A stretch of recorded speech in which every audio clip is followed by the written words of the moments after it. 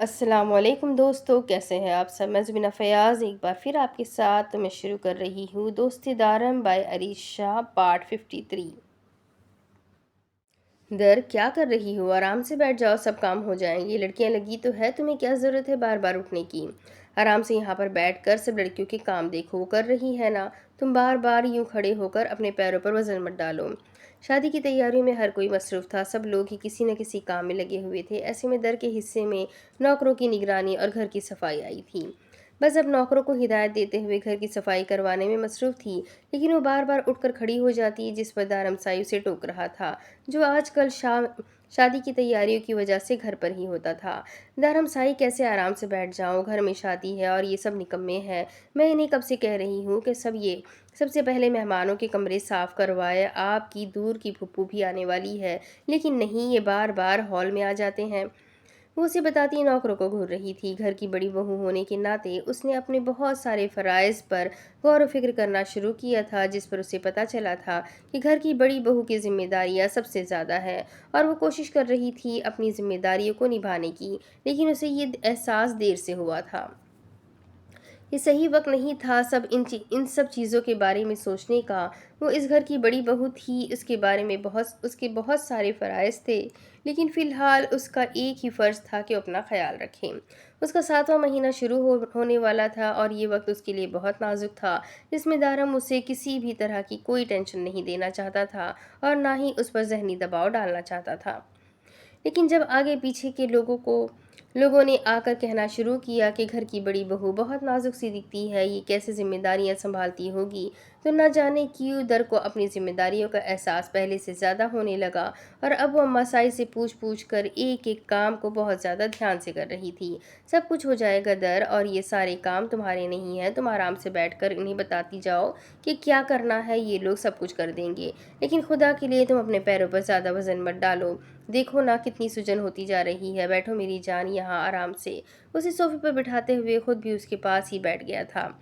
धर्मसाई, में बैठ नहीं सकती, मेरी बहुत सारी जिम्मेदारियां हैं, और तुम्हारी इस घर में सबसे पहली और आखिरी जिम्मेदारी है कि तुम मेरा हुक्म मानो, और ये मेरा हुक्म है कि तुम यहाँ बैठकर इन्हें बताओगी, और वो तुम्हारा काम कर देंगे। अगर इनसे काम नहीं होता तो मुझे हुक्म करो, मैं कर दूंगा, लेकिन तुम ना तो परेशान हो और ना ही खुद कोई काम करोगी। मेरी जान, इससे तुम्हें थकावट हो जाएगी, और ऐसे में थकावट अच्छी नहीं होती। वो उसके बिखरे हुए बालों को समेटता उसका दुपट्टा सर पर ठीक कर रहा था, और उसकी फिक्रमंदाना अंदाज पर वो दर मुस्कुराई थी। ये मेरी फिक्र हो रही है, ये अपनी लाडली की, ये भी बता दे, ये ना हो कि मैं खुशफहम होकर बैठ जाऊं। उसने रूठेपन से घूर कर पूछा था। सच सच बताऊं, ये झूठ से काम चल जाएगा। दारम के चेहरे पर भी मुस्कुराहट आ गई थी। सच सच बताए, झूठ से काम हरगिज नहीं चलेगा। और ज़रा दूर होकर फासले पर बैठे नौकरों के सामने आप अपने रोमांटिक अंदाज पर ज़रा कंट्रोल करें। उसने उसे एहसास दिलाया था कि घर के हर कोने में कोई ना कोई मुलाजिम मौजूद है, तो बेहतर है कि वो ज़रा फासला बनाकर रखें। एक तुम और दूसरे तुम्हारे फजूल के हुक्म। वो हंसते हुए सरनफी में हिला गया। ये मेरे सवाल का जवाब नहीं है दारम साई, उसने फिर से कहा। सवाल क्या था, मैं भूल गया, दारम ने सर पे हाथ मारते हुए कहा, जिस पर दर ने उसे घूरा। बताएं, मेरी फिक्र है या अपनी लाडली की। ये ना हो कि मैं फजूल में खुशफहम होकर बैठ जाऊं कि मेरे शौहर साई तो मुझसे इतनी मोहब्बत करते हैं कि ज़रा सी तकलीफ बर्दाश्त नहीं कर सकते, और बाद में आप किसी ज़माने में अपनी बेटी को कहानियाँ सुना रहे हो कि मैंने तुम्हारी आमद से पहले तुम्हारी माँ का बहुत ख्याल रखा है। शर्म करो जानम साई, शर्म करो अपनी बेटी से इतनी जेलसी। लेकिन मैं भी तुम्हें किसी खुशफहमी में मुब्तला नहीं करूँगा। मैं तुम्हारा ख्याल इसलिए रखूँगा क्योंकि मुझे तुमसे भी मोहब्बत है, शायद अपनी बेटी से भी ज़्यादा मैं तुमसे मोहब्बत करता हूँ। मैं अपनी बेटी को कितना चाहूँगा मुझे अंदाज़ा नहीं, लेकिन इस वक्त मेरे सामने तुम हो जिसे मैं बेपनाह चाहता हूँ। अपनी बेटी का ख्याल रखने से पहले मेरा फ़र्ज़ है कि मैं तुम्हारा ख्याल रखूँ, हर तकलीफ़ को तुमसे दूर रखूँ, और मैं तुम्हें किसी तकलीफ़ में नहीं देखना चाहता। इसलिए बेहतर है कि ये कुछ वक्त तुम अपना बहुत सारा ख्याल रखो, और फिर जब आ जाएगी ना मेरी लाडली दुनिया में, तो जैसा तुम चाहती हो वैसे रहना, आराम से, मुझे कोई एतराज़ नहीं होगा। वो उसका हाथ थामे उसे समझा रहा था, जिस पर दर ने हाँ में सर हिलाया। हाँ, तो आपकी बेटी भी मुझे सुकून से रहने देगी ना, हर वक्त रोना धोना, आप तो जानते नहीं है ना, जैसे छोटे बच्चों को। वो मुंह बसोर कर बोली। आने वाले वक्त को लेकर वो काफ़ी परेशान भी थी। बार बार एक ही सोच दिमाग में आती कि इतने छोटे बच्चे को वो संभाल पाएगी। मैं ना तो उसे रोने दूंगा और ना ही उसे अपनी प्यारी सी मामा साई को तंग करने दूंगा। वो अगर तंग भी करेगी तो मुझे करेगी। तुम बस उसे प्यार करना और मुझसे भी। दारम ने आहिस्ता से उसके गाल को छूते हुए कहा था, तो दर मुस्कुराकर उसे एक बार फिर से घूरने लगी। क्या हुआ, अब क्यों घूर रही हो मुझे? अब क्या कर दिया मैंने? उसके घूरने पर दारमसाई हैरान ज़रूर हुआ था। एक तो आपको मेरी बात समझ में नहीं आती। मैंने कहा घर में नौकर है, ज़रा फासला बनाकर रखे। तो क्या ये नौकर इतने बेवकूफ़ है कि उन्हें ये भी पता नहीं कि तुम मेरी बीवी हो और मैं जब चाहे जितना चाहे तुम्हारे पास बैठ सकता हूँ? उसके घूरने पर वो मज़ीद बेबाक होता उसके करीब बैठा था, लेकिन इससे पहले कि वो उसके गाल पर झुकता, अंदर दाखिल होते साहिर और सनान को देखकर खुद ही पीछे हटकर बैठ गया, जिस पर दर बेसाख्ता खिलखिलाकर हंसी थी। आज मायू की रस्म अदा की जा रही थी। हर कोई बारी बारी सना को हल्दी उपटन लगा रहा था। फूफू साई, फूफा साई और आरिब आ चुके थे। हर तरफ रौनक लगी हुई थी। दुल्हा और दुल्हन दोनों इसी घर में थे। इस घर में जितनी भी शादियां हुई थी वो सारी खुशियां समेट कर इसी घर के आंगन में लाई थी, और वो ऐसा आगे भी करना चाहते थे। फूफू साई तो आरिफ के लिए भी सानिया का हाथ मांगने का सोच लिया था, जिसमें उन्होंने ज़्यादा वक्त नहीं लगाया था। भाई के आगे जब उन्होंने इस चीज़ का जिक्र किया तो उन्हें भी कोई एतराज़ नहीं था।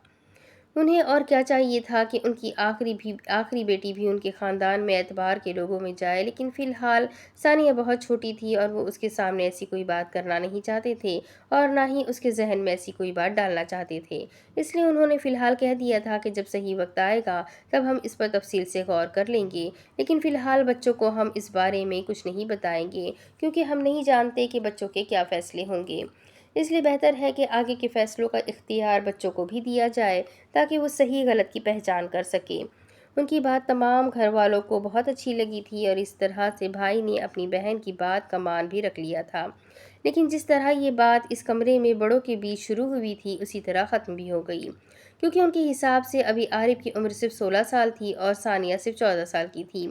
वो लोग एक बार पहले भी दारम और दर का बचपन में रिश्ता करके बहुत ज़्यादा परेशानियों का शिकार रहे थे। वो ऐसा दोबारा नहीं करना चाहते थे। बेशक दारम और दरनूर आज एक हो चुके थे। उनके घर में नन्हा मुन्ना मेहमान आने वाला था, लेकिन इसके बावजूद भी उनके रिश्ते में बहुत सारी उलझनें रही। वो ऐसे उलझन और किसी रिश्ते में नहीं चाहते थे। इसीलिए इस बात को फ़िलहाल के लिए यहीं ख़त्म कर दिया गया था, जिसका जिक्र दोबारा नहीं किया गया। सानिया की हंसती खेलती चहकती ज़िंदगी में कहीं न कहीं आरिफ शामिल हो चुका था और इन सबको यकीन था कि ये एक बेहतरीन फ़ैसला होगा। आरिफ भी सानिया की तरह अपनी ज़िंदगी को पूरी तरह से इंजॉय करने वाला एक बहुत लायक फ़ायक और ओपन किस्म का लड़का था, जो कि घर में हर किसी को बहुत पसंद आया था। थोड़ी जी अंग्रेज़ी, थोड़ा जा पंजाबी नच, नच पंजाबी नच पंजाबन नच पंजाबन नच पंजाबन नच।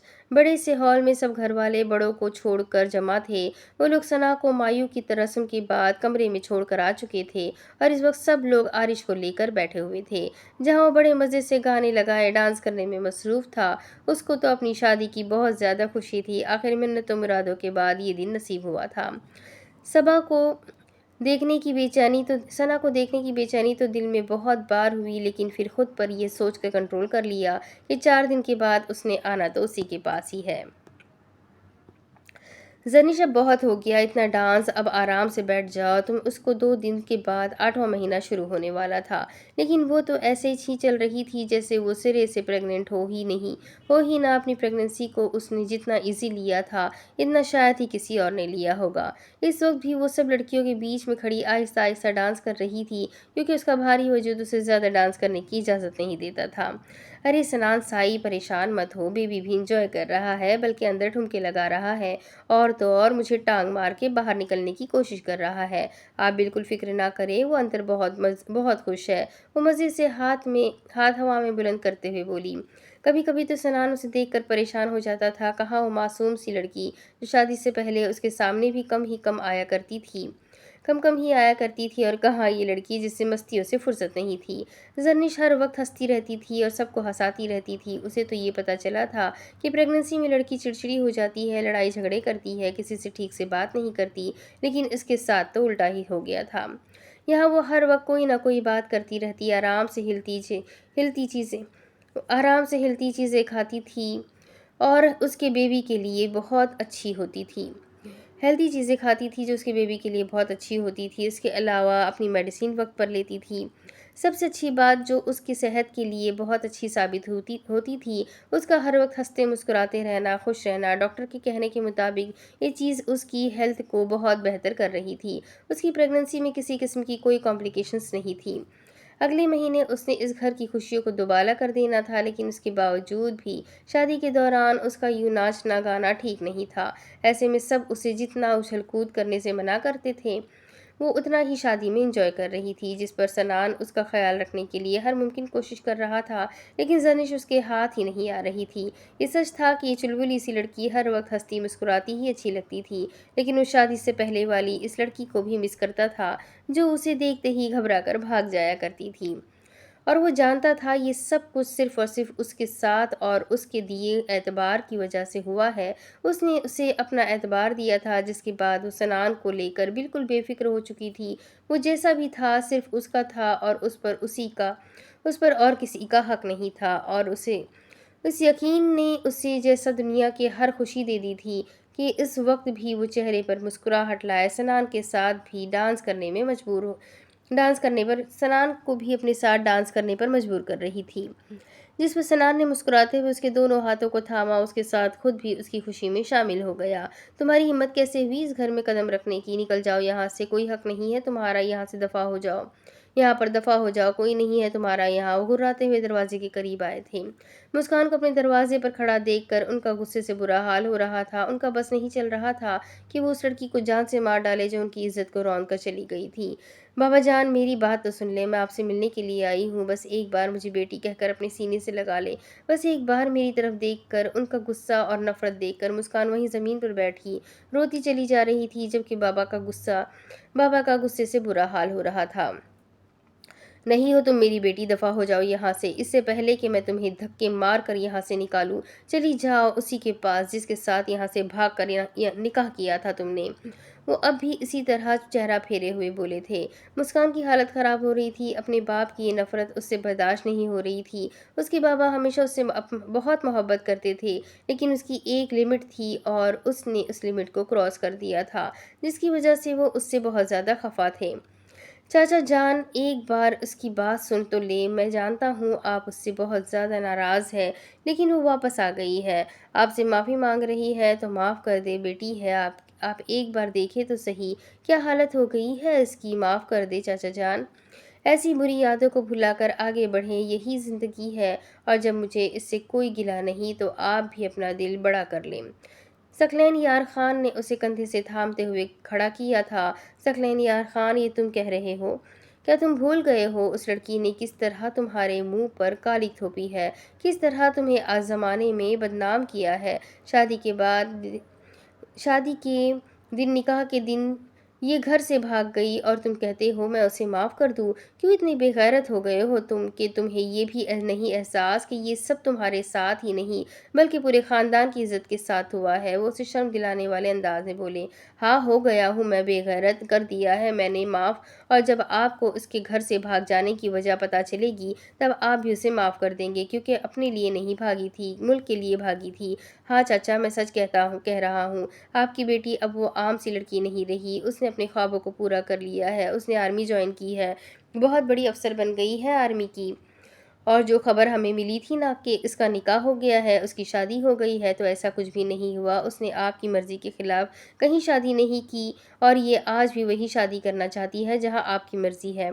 ये जानती थी कि अगर उसने आपको ये कहा कि उसने किसी से शादी नहीं की, तो आप उसे वापस घर ले आएंगे और उसका निकाह ज़बरदस्ती मुझसे करवा देंगे। बस इसीलिए उसने झूठी कहानी बनाई और ख्वाबों को पूरा किया। मुझे खुशी है कि जो काम हमारे ख़ानदान के मर्द नहीं कर पाए, वो होने एक औरत ने कर दिखाया है। मुझे फ़ख्र महसूस होगा अगर मैं दुनिया के सामने मुस्कान को अपनी बीवी के रूप में मुतारफ़ करवाऊँगा।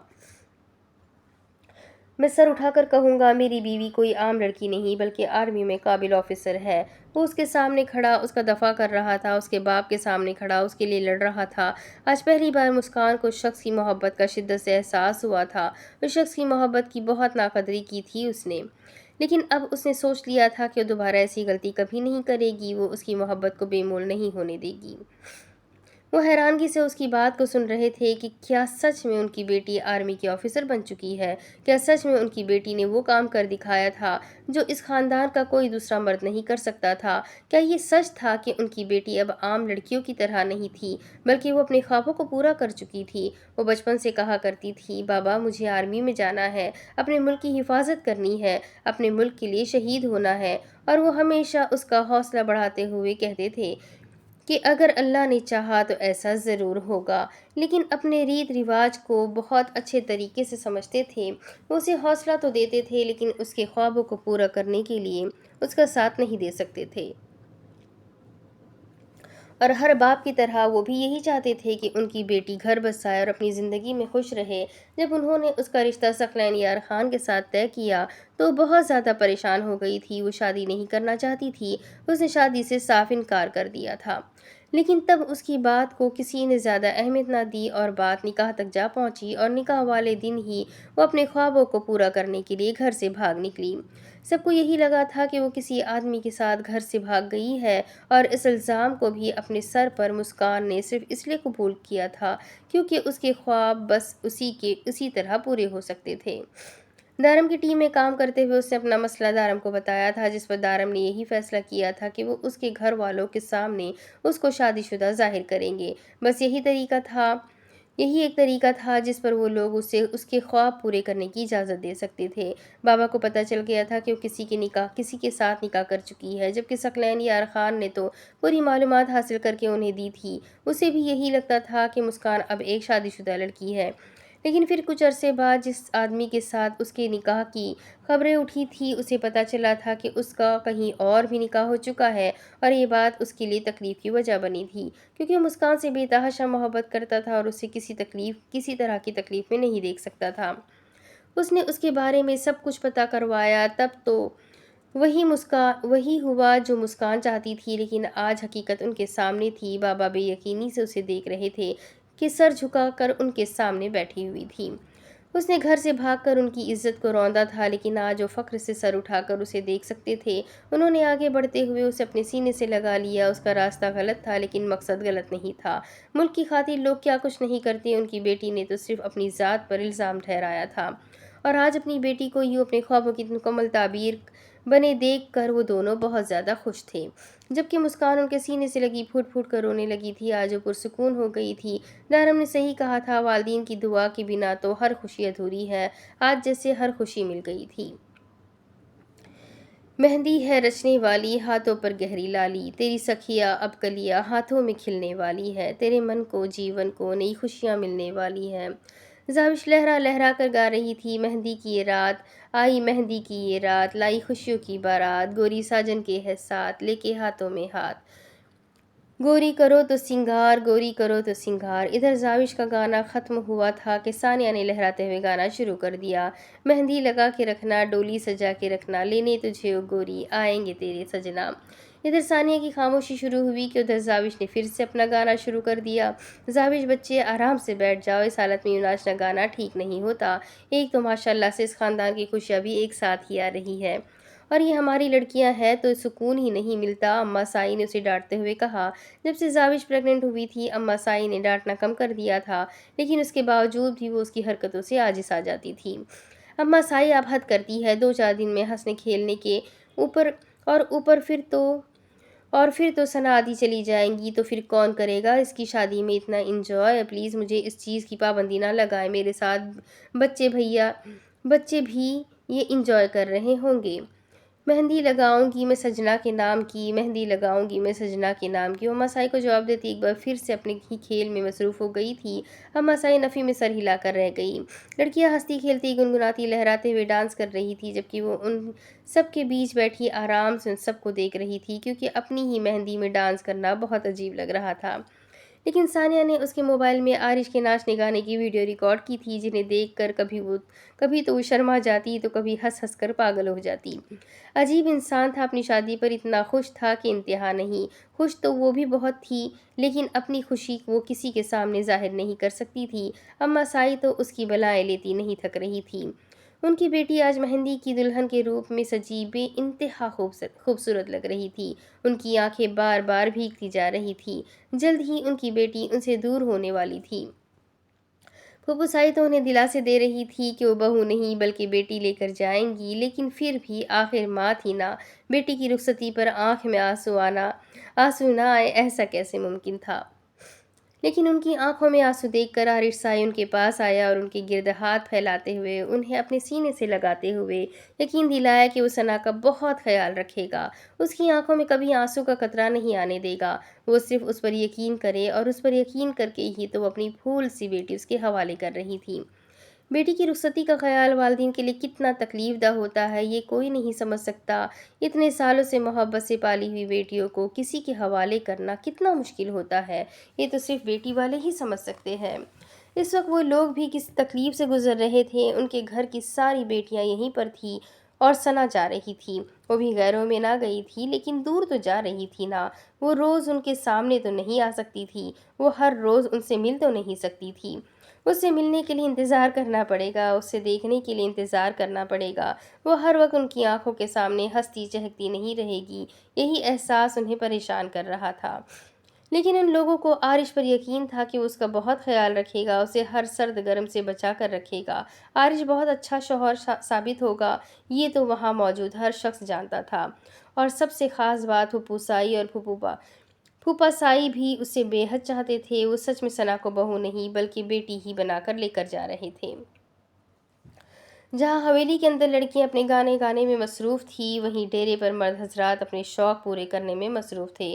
वो लोग घर के करीब हरगिज़ नहीं थे, बल्कि आरिश की रस्म डेरे पर की जा रही थी, जहाँ पर सिर्फ मर्द हजरात मौजूद थे और आतिशबाजी कर रहे थे। अच्छा खासा शोर शराबा यहाँ दूर पार के सब कज़िन इस वक्त यहाँ मौजूद अपने शौक़ पूरे कर रहे थे। इस ख़ानदान के मर्दों ने ना तो कभी शराब को छुआ था और ना ही वो जिना जैसा गुनाह करते थे। उनका किरदार पाक साफ था। यही वजह थी कि इस गांव में इस तरह की हरकत करने पर गांव के बड़े बड़े ज़मींदारों को मुश्किलात का सामना करना पड़ता था, क्योंकि इस गांव का सरदार इस तरह की नापाकी अपने गांव में हरगिज़ बर्दाश्त नहीं करता था। ये उनकी तरबियत है और इनकी तरबियत में गंदगी शामिल नहीं थी। जब आरिश की रस्म डेरे पर करने की बात की गई तो सबके जहन में यही ख्याल आया था कि शायद वहाँ डेरे पर वो सारे काम किए जाते हों जो कि उनकी औरतों से छुपाने के लायक हो। लेकिन उनके ख़ानदान की औरतें भी जानती थी कि उनके ख़ानदान के मर्द कितने मजबूत किरदार के मालिक हैं। इस रस्म को यहाँ करने की वजह सिर्फ और सिर्फ सानिया थी, क्योंकि उसे गोली बंदूकों की आवाज़ से खौफ महसूस होता था। अक्सर वो उन आवाज़ों पर चीखने लगती थी। वो छोटी सी गुड़िया उन सब की जान थी। वो सब उसे बेइंतहा चाहते थे, और ऐसे शादी के खूबसूरत मौके पर उसे किसी तरह की तकलीफ़ हो वो बर्दाश्त नहीं कर सकते थे। यही वजह थी कि ये रस्म यहाँ पर की जा रही थी, जहाँ ख़ानदान के तमाम मर्द अपने अपने शौक़ पूरे कर रहे थे। वो ख़ुद तो ये काम छोड़ सकते थे, लेकिन बाकी लोगों पर पाबंदी लगाने का वो कोई हक महफूज नहीं रखते थे।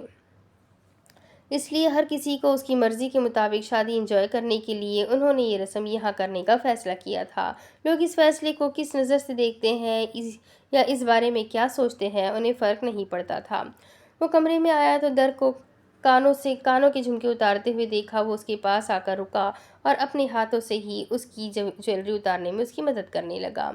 वो बेहद खूबसूरत लग रही थी और ममता के नूर ने उसे मज़ीद खूबसूरत बना दिया था। अब इतनी प्यारी लगती रहोगी तो नीयत ख़राब होगी ना। उसके माथे पर मोहब्बत भरा लम्स छोड़ता वो मुस्कुराते हुए बोला था, एक आप और दूसरी आपकी नीयत हमेशा ख़राब ही रहती है। आप कभी ठीक भी हुए हैं क्या? वो मासी जैसी हालत बना कर रखूँ तब भी आपकी नीयत ख़राब ही रहती है। वो सारी ज्वेलरी उतार कर उसके हाथ पर हाथ रखती आरामदायक लिबास ढूंढने लगी थी, जबकि उसकी सारी ज्वेलरी को वो संभाल कर अलमारी में रखता उसके लिए लिबास खुद ही निकालने लगा। इतना भारी लिबास अकेले कैसे उतारूं, मैं मदद करूं? उसकी थकावट का सोचते हुए वो उससे पूछने लगा तो दर ने उसे घूर कर देखा।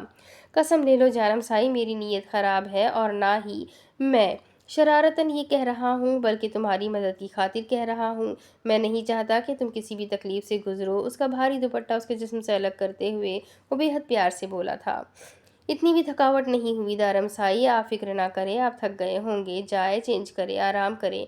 اس کی فکر مندی پر وہ سمجھاتے ہوئے بولی، میں تو آرام کروں گا، لیکن تم نے اس ڈریس میں اتنی ساری پنس کیوں لگائی ہوئی ہے؟ یہ ڈریس تو تمہیں اچھا خاصا تھکانے والا ہے، اگر میں تمہاری ہیلپ نہ کروں تو۔ نہیں دارم سائی، آپ پریشان نہ ہو، میں کچھ کر لوں گی، آپ آرام کریں، اس نے سمجھاتے ہوئے کہا۔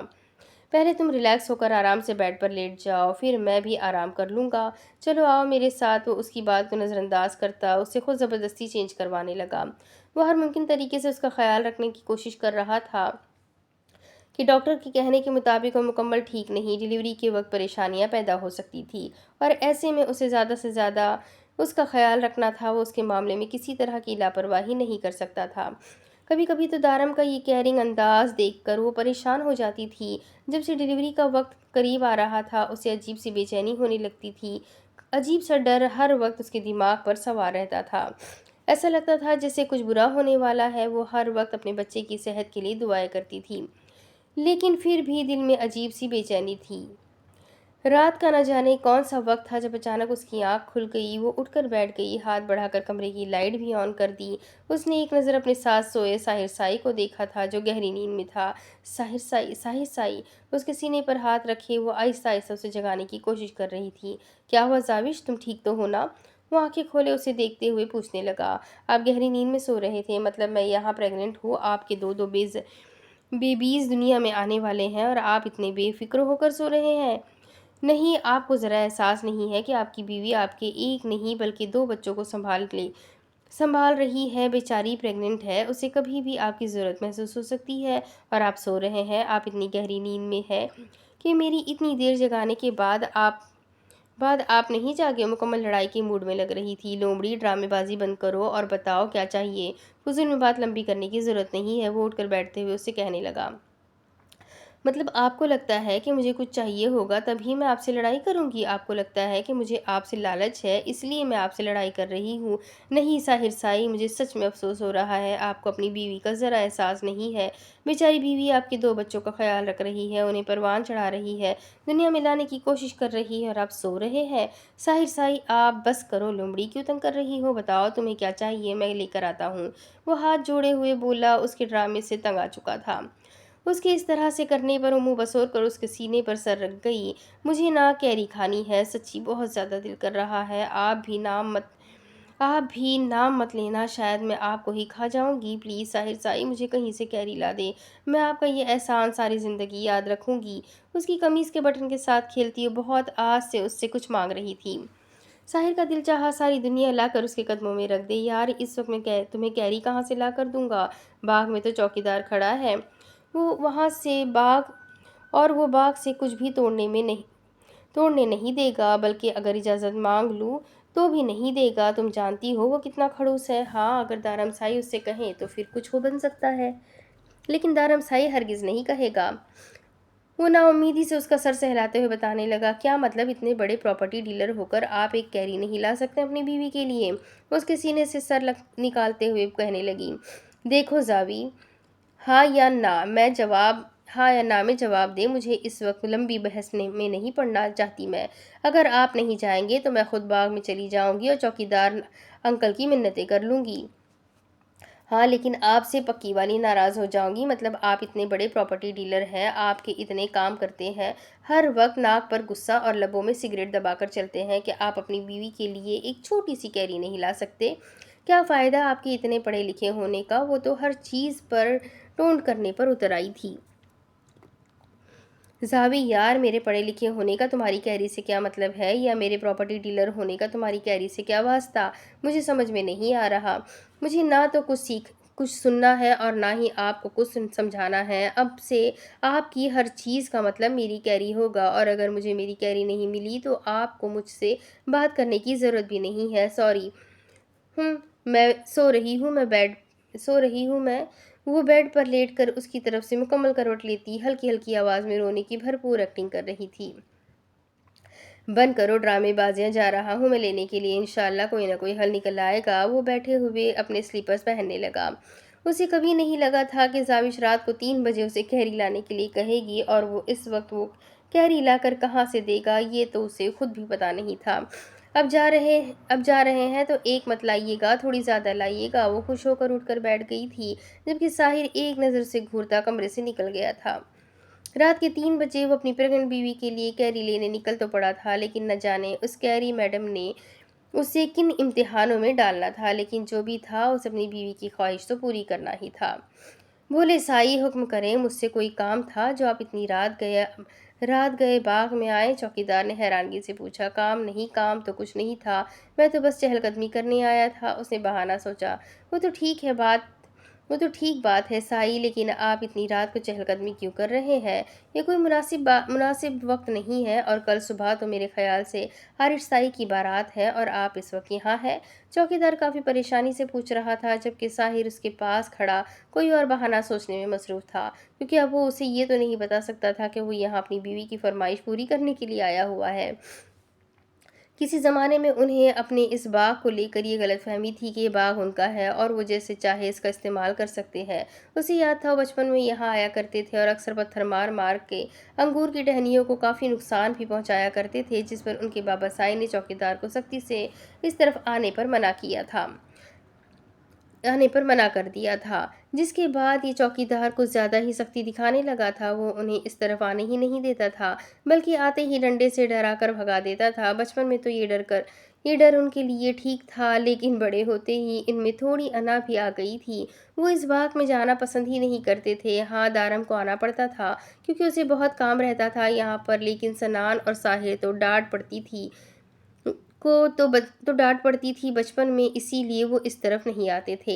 لیکن آج اس کی بیوی نے اسے زبردستی یہاں پر بھیجا تھا۔ اب یہ الگ بات تھی کہ وہ چوکیدار جو کبھی انہیں ڈنڈے سے ڈرا کر بھگاتا تھا، آج ان کی جی حضوری کرتے نہیں تھکتا تھا، لیکن اس کے باوجود بھی اسے یہاں اب آنا بالکل بھی پسند نہیں تھا، اور نہ ہی اس نے اپنے اس باغ کا کبھی بھی پھل چکھا تھا۔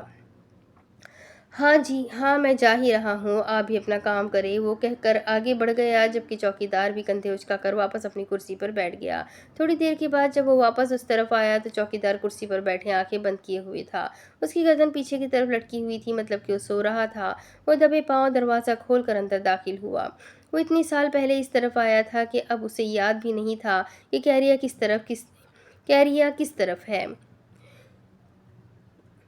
لیکن جو بھی تھا، ڈھونڈنا تو تھا ہی۔ اس کی بیوی نے فرمائش کی تھی، جو کہ اصل میں اس کی بیوی کی نہیں بلکہ اس کے بچوں کی فرمائش تھی۔ یہ تو اندر سکون سے نہیں بیٹھ سکتے، دنیا میں آ جائیں گے تو کیا ہوگا؟ میں بول رہا ہوں معصوم لومڑی، اگر تمہارے بیٹوں نے مجھے تنگ کیا نا تو چھوڑوں گا نہیں، بلکہ بیٹے کیوں، اگر میری پیاری پیاری پریاں ہوئی تو۔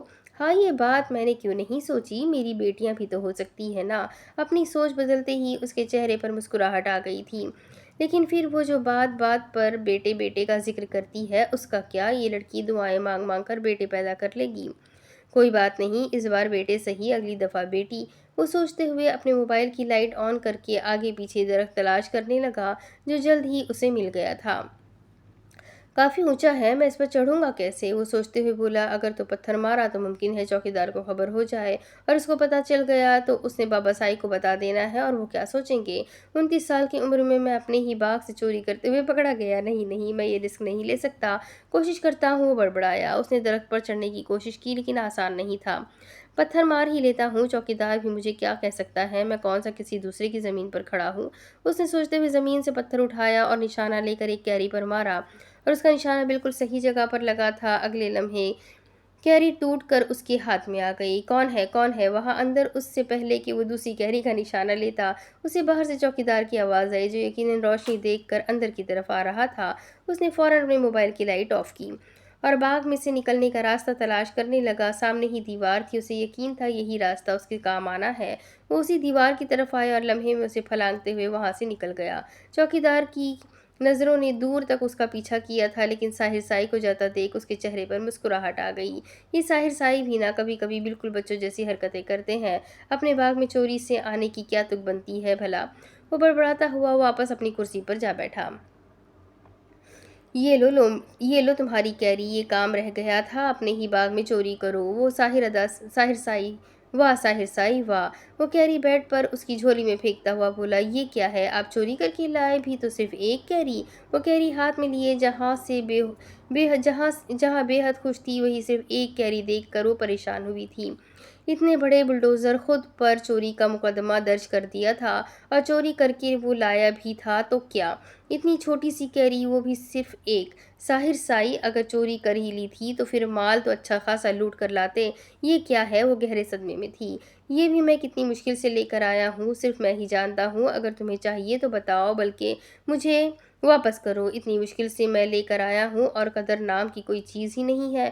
اس کے ہاتھ سے لمحے میں وہ کیری واپس لے چکا تھا۔ ساحر سائی، میں نے ایسا کب کہا کہ مجھے قدر نہیں ہے؟ میں تو بس یہ کہہ رہی تھی کہ آپ لینے بھی گئے تو صرف ایک لے کر آئے۔ اس نے صفائی پیش کرتے ہوئے آواز بھی کم کر دی اور اپنا لہجہ بھی درست کر لیا۔ ہاں، ایک ہی لے کر آیا ہوں، کیونکہ وہ چوکیدار دیکھ لیتا۔ بچپن میں اس نے مجھے ڈنڈے سے ڈرایا تھا اور ڈنڈا میرے پیچھے پھینکا تھا۔ میں نے قسم کھا لی تھی کہ میں کبھی اس باغ میں واپس نہیں جاؤں گا۔ وہ تو تمہاری وجہ سے مجھے جانا پڑ گیا۔ لیکن آئندہ یاد رکھنا کہ میں تمہاری کوئی بات نہیں ماننے والا۔ میرا کوئی کام نہیں ہے یہ ساری چیزیں لانا، اور میرا نہیں خیال کہ یہ تمہاری صحت کے لیے اچھا ہے۔ تو ان سب چیزوں سے پرہیز کرو۔ ابھی تو تمہارا دل کر رہا تھا تو میں تمہارا دل خراب نہیں کرنا چاہتا تھا، لیکن آگے نہیں، اور ابھی کے لیے سو جاؤ۔ صبح جلدی اٹھنا ہے، تھوڑا سا ٹائم بچا ہے فجر میں تو پڑھ کر ہی سوؤں گا۔ اسے دیکھتے ہوئے بیڈ پر واپس کر چکا تھا، جبکہ زاوش اس کے ہاتھ سے لیتے کھانے لگی۔ طریقے سے کاٹ کر کھاؤ، ویسے یہ کیا گندے طریقے سے کھاتی ہو؟ وہ اسے کیری منہ میں ڈالتے ہوئے دیکھ کر کہنے لگا، وہ تو شکر ہے کہ اسے وہی بہتے پانی سے دھو کر لایا تھا، ورنہ اس نے تو دھونا بھی نہیں تھا اسے۔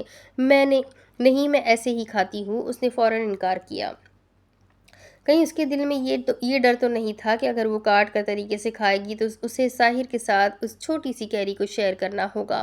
کم از کم اس کے اس انداز پر ساحر کے دماغ میں بھی یہی خیال آیا تھا۔ ڈونٹ وری، میں یہ ساری فضول چیزیں نہیں کھاتا، اسی لیے تم اسے طریقے سے کھا سکتی ہو۔ میرے ساتھ شیئر کرنے کی ہرگز ضرورت نہیں ہے، وہ اسے گھورتے ہوئے بولا تھا۔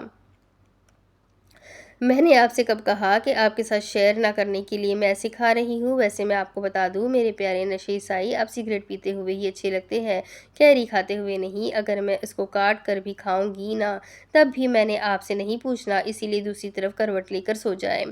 فجر ہوتے ہی میں جگا دوں گی آپ کو، کیونکہ اب مجھے نیند نہیں آ رہی۔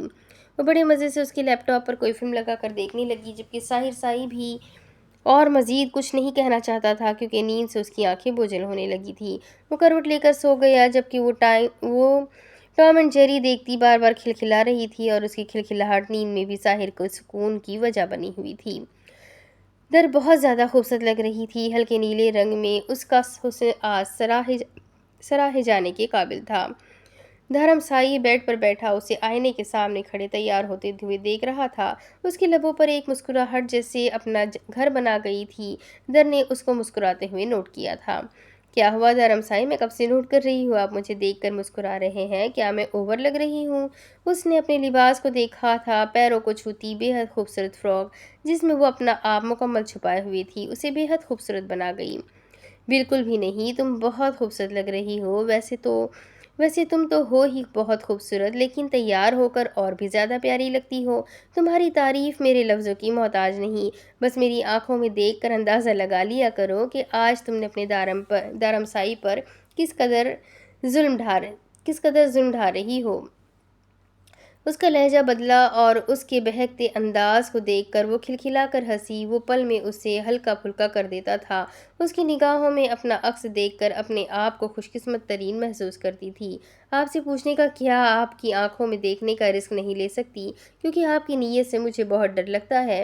تو پلیز آپ ذرا فاصلے پر رہ کر مجھ سے بات کیا کریں، یا جب میں یوں تیار ہو کر کھڑی ہوں تو آپ مجھے دیکھا ہی نہ کریں، کیونکہ میں جانتی ہوں آپ کی نیت، اور آپ ایک انتہا بے ایمان انسان ہیں۔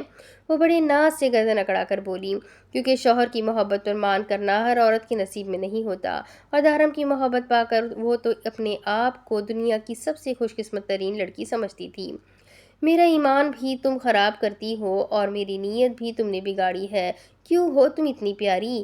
وہ بھی مسکراہٹ دبا کر اس کے گال پر جھکا، اسے پیار کرنے لگا۔ جبکہ در اس کے اتنے قریب آنے پر اسے گھور کر رہ گئی۔ چلے جناب، ہم لیٹ ہو رہے ہیں۔ بارات کے لیے اس کا ہاتھ تھامتے ہوئے وہ زبردستی اسے باہر لے جانے لگی تو دارم بھی مسکراتے ہوئے اس کے ساتھ ہی باہر نکل آیا۔ تیار ہو زاوش لومڑی؟ وہ کمرے میں آیا۔ چلو، بارات نکلنے والی ہے۔ وہ کمرے کے دروازے پر کھڑا پوچھ رہا تھا جب نظر اس کے نازک مرمری وجود پر ٹھہر سی گئی۔ گہرے نیلے رنگ کی پیروں کو چھوتی فراک اسے آسمان سے اتری کسی پری کا گمان لگ رہی تھی۔ اسے دیکھتے ہی جیسے وہ اپنے الفاظ بھول گیا تھا۔ ہاں، تیار تو میں ہوں، لیکن مجھے لگتا ہے مجھے بال باندھ دینے چاہیے، گرمی بہت ہے۔ زاوش بول رہی تھی جبکہ ساحر سائی وہیں دروازے پر کھڑا ابھی تک اسے یوں ہی دیکھے جا رہا تھا۔ اس کا حسن جیسے اس کی آنکھوں میں بس گیا تھا۔ وہ اس کی طرف سے جواب نہ پا کر پھر سے اپنے آپ کو آئینے میں دیکھنے لگی۔ جب آئینے میں اسے اپنے پیچھے آتا اس کا عکس نظر آیا، اس نے مسکرا کر اسے دیکھا تھا۔ یقیناً اس کی نیت کا اندازہ نہیں کر پا رہی تھی۔ اگر کر لیتی تو اس وقت اسے مسکرا کر دیکھنے کی غلطی ہرگز نہیں کرتی۔ میں آپ سے بات کر رہی ہوں، آپ کا دھیان کدھر ہے؟ اسے اپنے پیچھے خاموش کھڑے دیکھ کر وہ سوال کرنے لگی، جبکہ اس کے پاس آتے ہوئے وہ اس کی گردن سے بال پیچھے ہٹا کر بے ساختہ اپنے لب اس کی گردن پر رکھ چکا تھا اور اس کے اتنے قریب آ کر اس طرح کی بے باکی پر وہ گھبرا گئی۔ ساحر سائی، ہم نے جانا ہے، وہ 2 قدم پیچھے ہٹتے ہوئے بولی، جب ساحر نے اس کی کمر کو پکڑتے ہوئے اپنے بے حد قریب کھینچتے ہوئے اس کے لبوں کو اپنے لبوں کی قید میں لے چکا تھا۔ اپنی بےتاب شدتیں اس کے نازک لبوں پر لٹاتا وہ مدہوش ہو رہا تھا، لیکن اسے جذباتی ہوتے دیکھ کر اس نے بے حد نرمی سے اپنے آپ کو اس سے الگ کیا تھا، کیونکہ وہ جانتی تھی کہ اس نے کوئی بھی جلد بازی دکھائی یا ساحر کو روکنے کی کوشش کی تو وہ غصہ ہوگا، اور اس کے غصے کی انتہا یہ تھی کہ شاید وہ اسے جانے ہی نہ دیتا اور وہ سب کی نظروں میں سوالیہ نشان بن جاتی۔ ایسا وہ ہرگز نہیں چاہتی تھی، اسی لیے اس کے چہرے کو اپنے ہاتھوں میں تھامتے ہوئے اس نے کہا تھا، باہر چلتے ہیں ورنہ ہم لیٹ ہو جائیں گے۔ نہیں، تم واپس آ کر کہو گی کہ تھک گئی ہو، میں تمہارے اس روپ کو محسوس کرنا چاہتا ہوں۔ ابھی اسی وقت اس کی گردن پر ہاتھ رکھتے ہوئے وہ ایک بار پھر سے اس کے لبوں پر جھکنا چاہتا تھا۔ تو میں کون سا آپ سے دور جانا چاہتی ہوں، لیکن تھوڑا صبر کریں نا، ہم واپس بھی تو آ جائیں گے۔ اسے سمجھاتے ہوئے اس کے ہاتھوں سے اپنی گردن اور کمر کو آزاد کروانے کی کوشش کرنے لگی۔ تو واپس آتے ہوئے تم مجھے نخرے نہیں دکھاؤ گی، وہ شرط رکھ رہا تھا۔ منظور ہے، اب چلے نا، اس نے یقین دلاتے ہوئے ہاں میں سر ہلا کر اجازت چاہی۔ اس کے انداز نے ساحر کو خوش کیا تھا، اسی لیے تو اس کے لبوں پر جسارت کرتے ہوئے پیچھے ہٹا اور ٹیشو پیپر کے ڈبے سے ٹیشو نکال کر اپنے لب صاف کرنے لگا۔ لپسٹک لگا لینا، میں جا رہا ہوں باہر، وہ کہہ کر رکا نہیں بلکہ لمبے لمبے ڈگ بھرتا تیزی سے نکل گیا۔ زاوش نے اس کے جاتے ہی چہرہ پھیر کر آئینے میں اپنے لبوں کو دیکھا اور پھر سر پکڑ کر رہ گئی۔ کیا ہوا؟ آپ کا موڈ کیوں خراب ہے سنان سائی؟ سب ٹھیک تو ہے نا؟ وہ آئینے کے سامنے کھڑی اپنی تیاری مکمل کر رہی تھی جبکہ سنان سائی بیڈ پر بیٹھا اسے دیکھ رہا تھا۔ ہاں، میں بہت زیادہ پریشان ہوں زرنیش، تمہیں لے کر۔ تمہاری لاپرواہ طبیعت مجھے پریشان کر رہی ہے۔ 1 مہینے میں ہمارے گھر میں اتنی بڑی خوشخبری آنے والی ہے، لیکن بیبی کو لے کر اتنی زیادہ بے فکر رہتی ہو کہ مجھے خوف محسوس ہوتا ہے۔ سنان سائی اپنا ڈر اس کے سامنے بیان کرنے لگا، جبکہ اس کی بات سن کر زرنیش کے چہرے پر مسکراہٹ آ گئی تھی۔ جناب، آپ کو ایسا کیوں لگتا ہے کہ میں اتنی لاپرواہ ہوں کہ مجھے میرے بچے کی فکر ہی نہیں؟ آپ کو لگتا ہے کہ اس کا خیال نہیں رکھ پا رہی یا میرا دھیان اس کی طرف نہیں رہتا؟ تو آپ بہت بڑی غلط فہمی کا شکار ہیں۔ ان 7 مہینوں میں اس احساس کو ایک ایک پل میں محسوس کر رہی ہوں، لیکن میں دنیا کے سامنے ظاہر نہیں کرنا چاہتی کہ پریگننٹ ہو کر میں قید ہو گئی ہوں، بلکہ میری پریگننسی بھی میری آزادی ہے۔ میں اپنے بچے کو پا کر بہت خوش ہوں۔ میرا بچہ میرے لیے کوئی مسئلہ نہیں ہے جس کے لیے میں ہر وقت منہ پر 12 بجائے بیٹھی رہوں۔ مجھے میری زندگی انجوائے کرنی ہے، ان لمحات کو حسین بنانا ہے۔ اور آپ نہ اتنے پریشان نہ ہوا کریں، ہمارا بیبی بالکل ٹھیک ہے، بس کچھ ہی دنوں میں ہمیشہ کے لیے ہمارے پاس آ جائے گا۔ ہم مل کر آپ کو پریشان کریں گے، ابھی کے لیے اپنی پریشانیاں بچا کر رکھیں۔ وہ پیار سے اس کے گال کھینچتے ہوئے کھڑی ہوئی جبکہ سنان بھی مسکراتے ہوئے اٹھا تھا۔ बात वो ठीक थी। वो प्रेगनेंसी में लड़की को हर चीज़ में रोक टोक करके परेशान करने से बेहतर है कि उसे खुद उन चीज़ों को हैंडल करने दिया जाए। यकीनन वो ये सब कुछ बेहतर कर सकती थी और जर्निश कर सकती थी, बाकी किसी का वो नहीं जानता था। तो फिर क्यों वो परेशान हो रहा था? डॉक्टर के मुताबिक वो एक हेल्थी बेबी को जन्म देने वाली थी, उसका सब कुछ बिल्कुल ठीक था, तो बेकार में परेशान होकर इस जर्निश के हवाले से टेंशन पालने का कोई मतलब नहीं था। और ज़निश लापरवाह तो कभी भी नहीं थी, बस उसकी ऐसी हरकतों से लगता था कि शायद वो लापरवाही कर रही है, लेकिन वो हर चीज़ को बहुत सोच समझ कर करती थी, इसीलिए वो बेफिक्र हो गया था। बारात का वेलकम बहुत धूमधाम से किया गया था। शहनाई ढोल बाजे बजाते जैसे पूरा गांव बारात में शामिल होने आ गया था। जब लड़कियों ने बारात को दरवाजे पर ही रोक लिया, अब वो दूल्हे को इतनी आसानी से अंदर तो आने नहीं दे सकती थी। आखिर सालियों ने अपना फ़र्ज़ भी तो अदा करना था।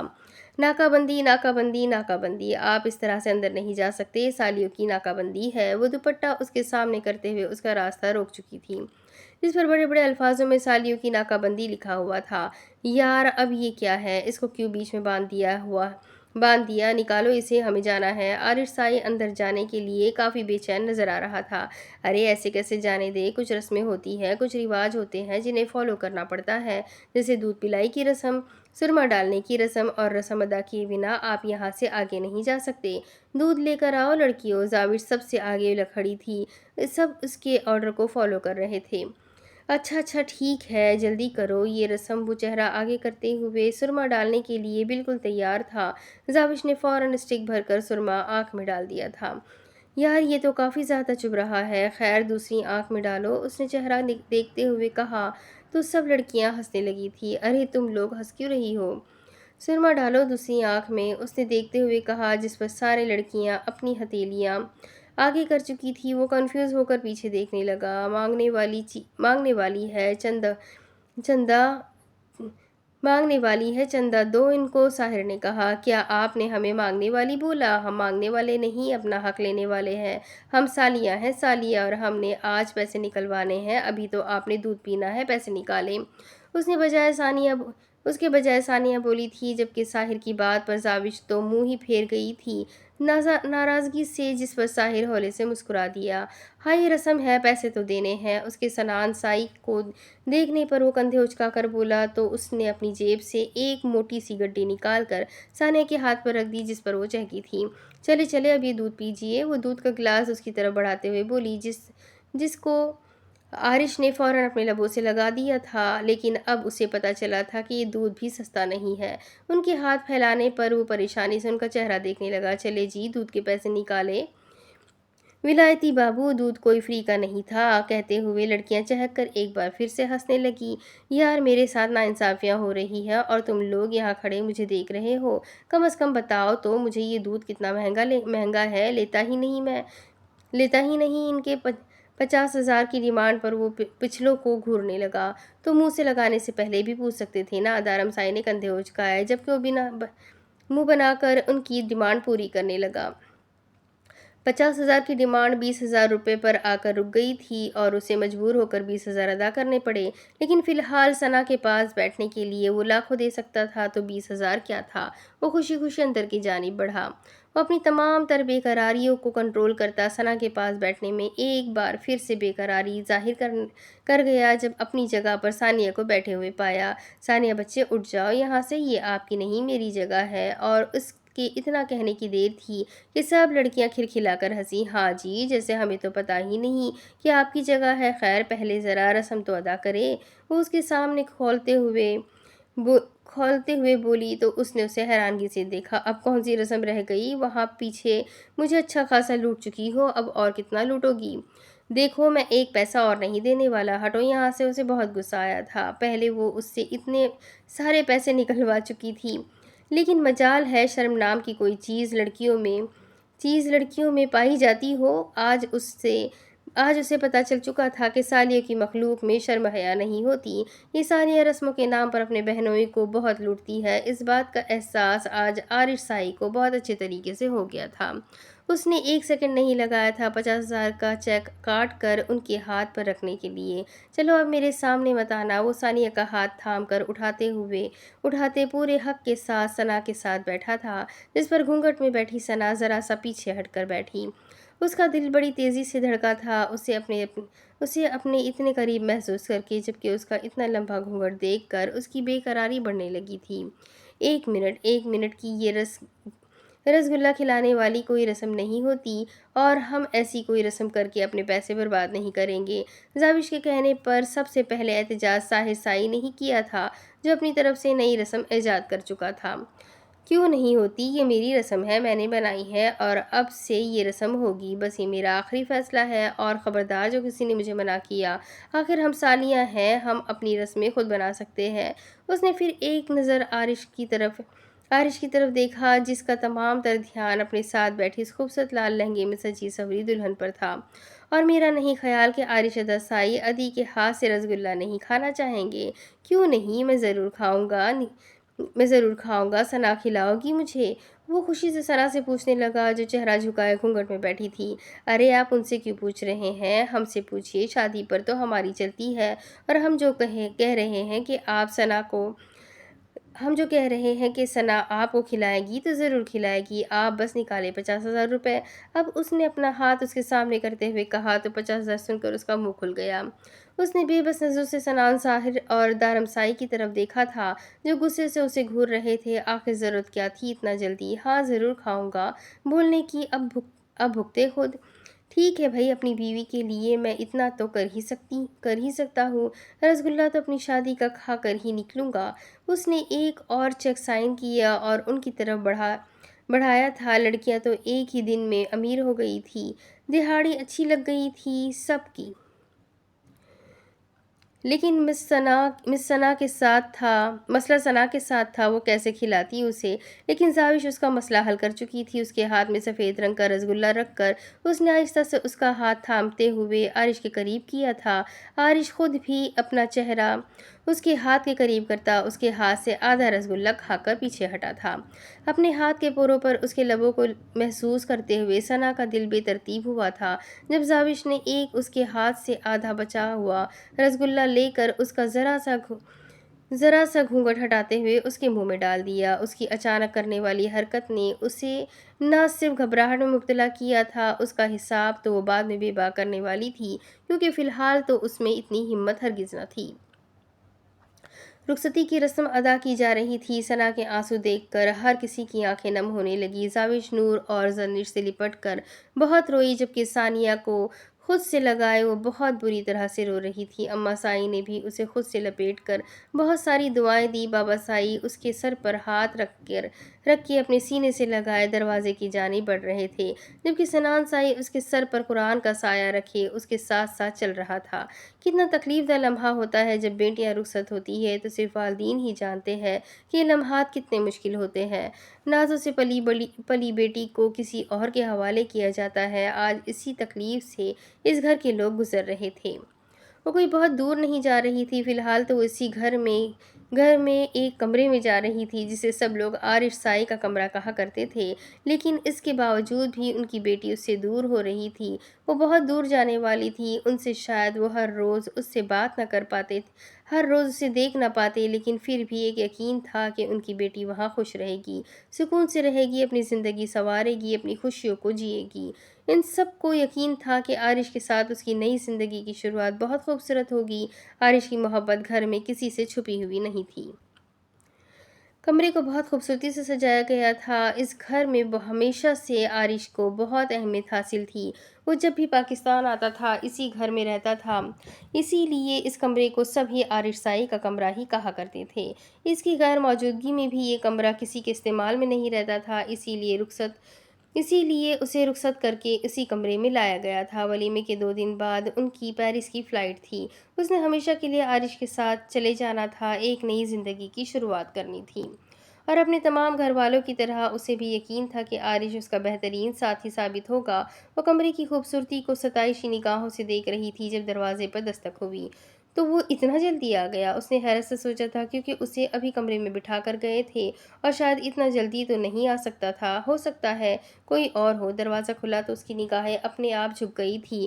اس نے دیکھا کہ دروازے پر کون آیا، لیکن آنے والا کون سا اس سے دور رہنے والا تھا جو اسے پتہ نہیں چلتا۔ وہ تیز تیز قدم اٹھاتا اس کے پاس بیڈ پر آ بیٹھا اور اس کے ہاتھوں کو اپنے مضبوط ہاتھوں میں تھام چکا تھا۔ اس کی بے چینی اپنے عروج پر تھی۔ وہ بے قرار نگاہوں سے اس کے گھونگھٹ کو دیکھ رہا تھا۔ تمہیں پتہ ہے اس دن کی کتنی خواہش تھی مجھے تمہیں دیکھنے کے لیے، کتنا بے قرار تھا، بتا نہیں سکتا۔ ایک تو مایوں والا پردہ، یار مجھے یہ رسم کوئی خاص پسند نہیں آئی۔ حد ہی ہو گئی، بندہ اپنی بیوی کو بھی نہیں دیکھ سکتا، لیکن میں نے سارے رولز کو بھی ٹھیک طریقے سے فالو کیا ہے۔ میں نے تمہاری طرف جھانکا بھی نہیں، تمہیں دیکھنا تو دور کی بات، اور جانتی ہو اس وقت میں تمہارے گھونگھٹ اٹھانے کے لیے کتنا بے چین ہوں، لیکن ایک عجیب سے ڈر لگ رہا ہے۔ وہ اس کے لہجے کی بے قراریوں کو محسوس کر رہی تھی، اور اب اس کے لہجے کی بے قراری اچانک اداسی میں بدلی تو وہ خود بھی متجسس ہو گئی۔ کس بات کا ڈر عارشائی؟ وہ یوں ہی گھونگھٹ میں اس سے پوچھنے لگی۔ وہ حیران تھی اس نے اب تک اس کا گھونگھٹ کیوں نہیں اٹھایا تھا۔ ثنا، مجھے یقین نہیں آ رہا کہ تم میری زندگی میں شامل ہو چکی ہو، مجھے یقین نہیں آ رہا کہ تم میری ہو چکی ہو۔ مجھے ایسا لگ رہا ہے میں کوئی خواب دیکھ رہا ہوں، کچھ دیر میں سب کچھ بدل جائے گا، ہر منظر میری آنکھوں کے سامنے سے غائب ہو جائے گا۔ میں نے سنا ہے کہ خواہشیں آسانی سے پوری نہیں ہوتی، انسان کو ساری زندگی قربان کرنی پڑتی ہے اپنی زندگی کے چند لمحوں کے لیے، جن میں وہ دل سے خوش ہو سکے۔ تو بھلا مجھے اتنی آسانی سے میری زندگی کی سب سے بڑی خوشی کیسے مل سکتی ہے؟ مجھے ڈر لگ رہا ہے عشق سائی، کہیں میرا خواب ٹوٹ نہ جائے، کہیں میں پھر سے خالی ہاتھ نہ ہو جاؤں۔ مجھے تمہارا گھونگھٹ اٹھاتے ہوئے ڈر محسوس ہو رہا ہے۔ مجھے ایسا لگتا ہے جیسے وہ بول ہی رہا تھا کہ ثنا نے اپنا گھونگھٹ خود ہی ہٹا دیا۔ یہ لے، ہٹ گیا گھونگھٹ، اور دیکھ لے مجھے، یقین بھی کر لے یہ کوئی خواب نہیں، حقیقت ہے، اور آپ سے زیادہ اس حقیقت کو محسوس کر کے مجھے خوشی ہو رہی ہے۔ آپ کو اپنی جیون ساتھی کے روپ میں دیکھ کر میں اپنے آپ کو اس دنیا کی سب سے خوش قسمت ترین لڑکی محسوس کر رہی ہوں۔ تھینک یو سو مچ عارشائی، مجھے اپنی زندگی میں شامل کرنے کے لیے، میری ساری غلطیاں معاف کر کے مجھے اپنا بنانے کے لیے۔ میں آپ سے وعدہ کرتی ہوں آپ کی وفادار بن کر رہوں گی۔ آپ کو کبھی مجھ سے شکایت کا موقع نہیں ملے گا۔ میں وعدہ کرتی ہوں کہ میں ایک اچھی ہمسفر ثابت ہوں گی۔ اپنے دل سے ہر طرح کا ڈر نکال دے۔ اب تو اللہ پاک کے فضل و کرم سے سب کچھ ٹھیک ہو گیا ہے۔ اب ہم دونوں ایک ہو چکے ہیں، اور انشاءاللہ ہم دونوں ایسے ہی ہمیشہ ساتھ رہیں گے۔ بے شک وہ اس کا چہرہ دیکھتے ہوئے کہتا، اگلے ہی لمحے اسے تھام کر اپنے سینے میں بھیج چکا تھا۔ ہاں، ہم ہمیشہ ایک ساتھ رہیں گے، اور مجھے یقین ہے کہ تم اس رشتے کو پوری ایمانداری سے نبھاؤ گی، لیکن ابھی ہم ایک نہیں ہوئے، ایک ہونا ابھی باقی ہے۔ اس کے کانوں کے جھمکے اتارتے وہ زمانی انداز میں بولا تو ثنا شرما کر اس کے سینے میں سر چھپا گئی۔ عارشائی، وہ کچھ کہنا چاہتی تھی کہ عارش نے اس کے لبوں پر انگلی رکھتے ہوئے خاموش کیا۔ میرے خیال میں آج لبوں سے باتیں کرنے کے بجائے ایک دوسرے کے دل کی سننی چاہیے۔ محبت میں الفاظ سے زیادہ خاموشی بولتی ہے۔ آج ان خاموشیوں کو مل کر سنتے ہیں اور محسوس کرتے ہیں۔ وہ آہستہ سے اس کا چہرہ اپنے ہاتھوں میں تھامتے ہوئے اس کے نازک لبوں پر جھکا۔ اپنی محبت اور شدت کی پہلی مہر اس کے لبوں پر ثبت کرتا وہ اسے اپنی باہوں میں قید کر گیا تھا۔ اب جو سلسلہ شروع ہوا تھا وہ لفظوں کا نہیں، خاموشیوں کا تھا، سینے میں چھپے دل کی بے ترتیب دھڑکنوں کا تھا۔ کمرے میں خاموشی کے ساتھ ساتھ ان دونوں کی گرم سانسوں کی آواز بھی ماحول کو فسانگیز بنا رہی تھی، اور وہ دونوں ایک دوسرے میں کھوئے آج مکمل ہو گئے تھے۔ آج ثنا سب کو بھلا کر صرف اور صرف اپنے عارشہ کی ہو چکی تھی۔ آج عاشق سائی نے اپنی سچی لگن سے محبت کو، اپنے عشق کو پورے حق سے پا لیا تھا۔ اب اس کے آگے کی کہانی میں آپ کو اگلی قسط میں سناتی ہوں کہ اگلی قسط میں کیا ہوگا۔ اس کا کلائمیکس بہت خوبصورت ہے، تو میرے ساتھ بنے رہیں۔ ویڈیو کو لائک کر دیں، چینل کو سبسکرائب کر دیں، بیل آئیکن کو ضرور دبا دیں۔ اگلے ویڈیو میں پھر ملیں گے، تب تک کہ اپنا خوب سارا خیال رکھیں، مجھے بھی دعاؤں میں یاد رکھیں۔ اللہ حافظ۔